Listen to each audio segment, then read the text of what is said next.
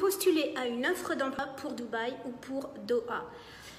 Fabienne Chauvin de Bourmancy, coach life en carrière avec vous. Comment postuler? C'est pas plus compliqué qu'ailleurs. Il suffit déjà d'avoir une bonne organisation.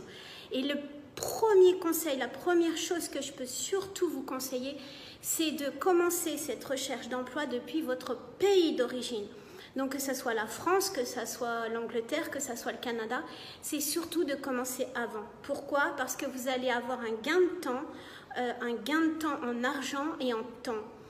Venir sur Dubaï, beaucoup moins sur le Qatar, mais venir à Dubaï, vous allez très vite, malgré vos bonnes intentions, vous allez très vite perdre de vue le but de votre venue. C'est-à-dire qu'à Dubaï, vous allez arriver avec des très bonnes intentions, vous allez vouloir bien sûr trouver du travail, faire votre recherche d'emploi, mais à Dubaï, on est très vite pris dans un engrenage et vous allez perdre rapidement de vue votre recherche d'emploi. Donc vraiment, Qatar un peu moins, mais c'est la même chose. Donc je vous conseille vraiment de préparer cette recherche en amont.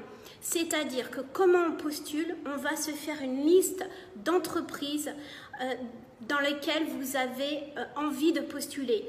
Non pas envie de travailler, mais envie de postuler. Donc mettez vraiment toutes les chances de votre côté en listant ces entreprises, en recherchant sur LinkedIn le nom des dirigeants, le nom des RH. Et commencez à monter votre réseau comme ça. Pour l'instant, vous contactez personne. Vous montez surtout ce réseau. Les réseaux d'entreprises, les réseaux d'associations, les réseaux, tout ce qui pourrait vous aider avec le nom et le contact de ces personnes-là. Donc, il faut vraiment monter votre réseau ainsi. Bien sûr, construire votre LinkedIn parce que par la suite, vous allez inviter ces gens-là. Et si votre LinkedIn n'est pas construit, s'il n'est pas propre, ça va malheureusement pas donner forcément une suite. Donc, construisez votre LinkedIn en amont de construire votre réseau. Et ensuite, vous allez pouvoir commencer à postuler aux offres.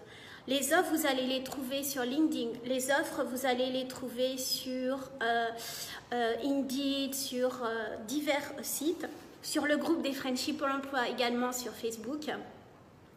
Et là, vous allez les trouver. Donc, il y a deux façons de faire. Ou vous allez postuler directement à ces offres, ou vous allez à chaque fois qu'une offre se présente, chercher l'entreprise, voir si vous avez déjà le nom de la personne et postuler via cette personne.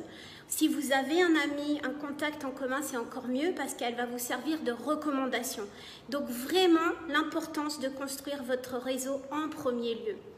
Donc, vous allez postuler directement, vous allez postuler, alors quand je dis postuler directement, c'est d'envoyer un mail au contact que vous êtes fait en réseau, ce qu'on appelle la candidature spontanée. Même si elle a très peu de chances d'aboutir, il suffit que vous ayez en fait un contact en commun et surtout de faire fonctionner votre réseau pour que la candidature spontanée se transforme en rendez-vous.